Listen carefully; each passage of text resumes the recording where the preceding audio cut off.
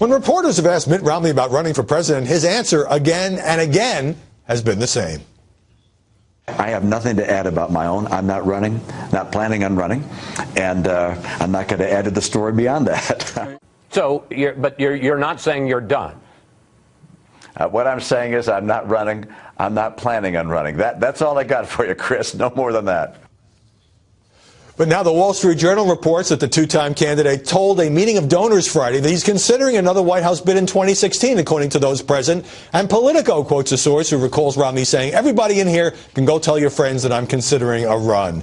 Joining us now, Christina Bellantoni, editor-in-chief at Roll Call, and Lauren Fox, who covers the Hill for National Journal. Christina, the press doesn't seem to want to take no from Mitt Romney for an answer from Mitt Romney. Is this the latest example of just kind of trying to drum up a Romney candidacy? It is an easy story for the press to do. We often talk about this on your show because you've got all of this footage, not just from his 2012 failed presidential bid against President Obama, but also his failed primary bid in 2008. And so there are ways to just get back into the story. And the press loves tension and big personalities. I mean, the Washington Post story on the front page this morning by Phil Rucker and Robert Costa, it's really well written, very interesting, but it gets at all of this drama between the Bush family and the Romney family legacies going back 50 years.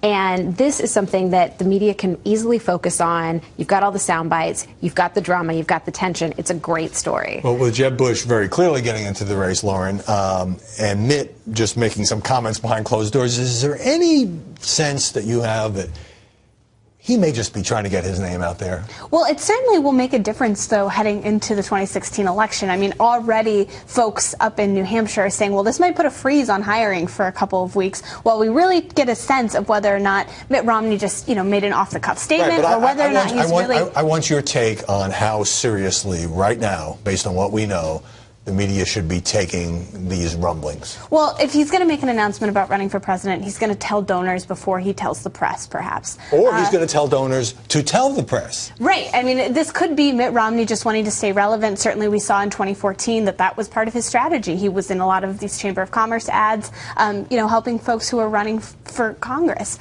So I think Mitt Romney definitely wants to stay relevant. So no sooner did these organizations going nuts over this than Time Magazine runs a piece saying top advisors, these would be political advisors, discount the possibility of him actually mounting a campaign as opposed to talking about mounting a campaign. But you do have to take him seriously. I mean, this is someone who would be able to build up an infrastructure fairly quickly. I mean, yes, there's the question of how many advisors have already gone on to work for others, but he could, if he wanted to run, he could be there. And the Republican Party has tended to do this. So, yes, I think the media should take it seriously. It's not that I don't take Mitt Romney seriously, although it's interesting. The press didn't particularly like Romney in 2012, didn't particularly give him great treatment, and seems to be rooting for him to run. And so you have these headlines today. You mentioned Washington Post, Politico, Mitt, Jeb, ready to rumble. Well, I mean, I think that it's an interesting news story. It's a fun news story. And unlike 2012, when, Mitt Romney was one of the only really establishment candidates late in the race, I think the press is hungry for a story where they get to put more and more conservative establishment candidates up against each other. And obviously, Bush and a guy who's run twice already for president is a really good example of that. Especially if you're going to have donors fighting it out. Yeah, that's a great story. It's a juicy story, but I'm going to be skeptical about whether he actually gets in. All right, this week, John Boehner easily reelected as House Speaker, but you had a lot of media attention on what was called a coup attempt or a mutiny because 25 Republicans ended up voting against him.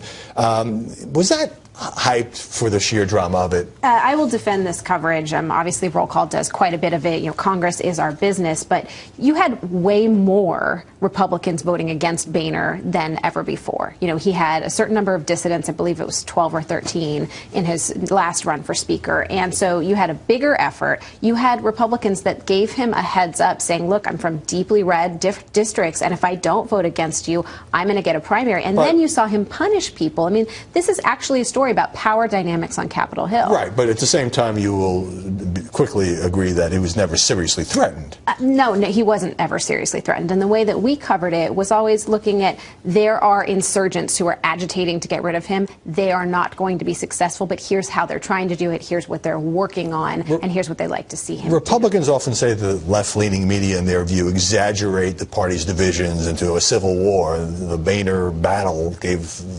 was a good opportunity for this. Right, certainly. And, one thing that I thought was interesting about the coverage is it was a serious number of people, but it was never a serious effort. I mean, I talked to Scott Ridgell, who's a congressman from Virginia. He's more of an establishment congressman. He said, look, I didn't even know that we were actually going to run a serious candidate against him, like Daniel Webster. He said, I decided to change my vote against it was kind of Keystone Boehner last minute. I mean, Congressman Louis Gohmert announced he's getting into the race on Fox and Friends. He got 3 votes. Right. And Ted, people are voting for themselves on the floor. I mean, if there was a real serious effort, it would have been more organized than just the morning of or a few days before. And there was a lot of consternation within the Democratic Party as well, and we've covered that extensively, the arguments against Pelosi and the tension there. Right. Well, I think the underlying tensions is a better story than the pretense that Boehner might have lost his job, but now he's got to do the job. Christina Valentoni, Lauren Fox, thanks very much for stopping by.